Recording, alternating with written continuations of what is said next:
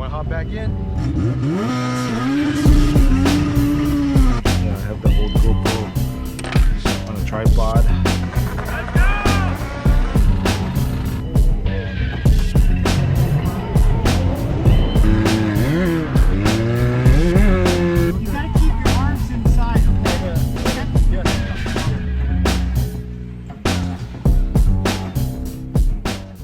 Okay, good morning YouTube. So today we got something a little different. We are working on one of our cars. It's just daily 2008 M3 4-door. It is throwing a check engine light for a temperature taking too long to warm up, I believe, which would be the sign of the thermostat sticking. Let me get something to remove that. When you're not sure the size, you grab them all. So when it throws a check engine light for coolant temperature taking too long to warm up, that usually means the thermostat is stuck open, and it's, that's why it's taking too long to warm up, because the coolant is going through the radiator and cooling down again, right? So I went ahead and ordered thermostat. I also ordered some other things, but I got to get this thing done quick because it's due for smog and it won't pass smog, and I don't really have the time to change the water pump and the spark plugs because it's really cold right now, and I'm still working outside. Right now we're using the shop as vehicle storage because of all the rain we've been having. So we parked everything that we don't want to get wet or flooded in there. So that's that.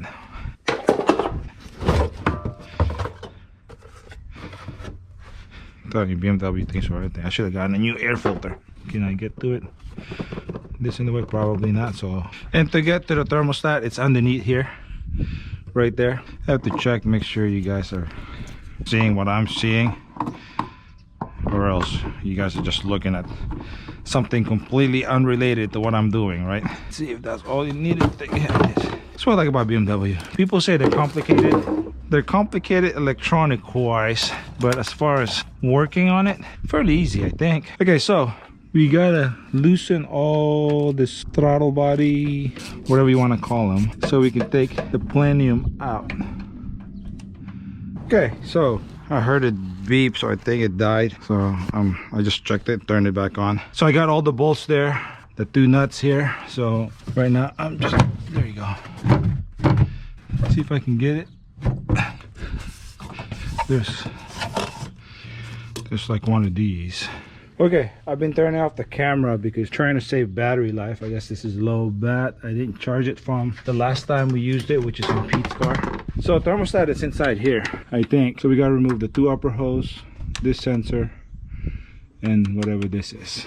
Okay, I'm back. So as you can see, it's a weird looking thermostat, but so basically you just slide this in there, make sure it's in all the way, and then bolt it up there. So I'll be right back. Okay, so I got the thermostat housing back on. Still dry. I turned the key on, cycled the fuel pump.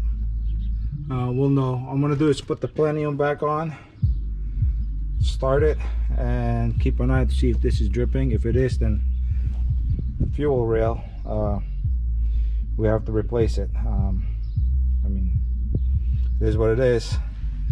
It might have just sprung a leak because you had to unclip it right here. So hopefully it's seated back. Like I said, I cycled the fuel pump, so it was fine. We'll know when it runs. Keep an eye on it. Okay. Again, battery's running low, so I'm gonna turn the camera off. I'm gonna put the plenum, add more water to it, and we'll go from there. I'll be right back. I got it all buttoned up, put back together. I did have to get this coolant line because when I put it back together, pressure checked it, it was leaking. It's just once you break the seal, I guess the seal just did not want to seat again. So I went ahead and ordered a new one, and it just came in yesterday, and I put that on. So everything's done. Just gotta take the car for a test drive. So yeah, we're gonna end this video right here. Oh, let's do a cold start.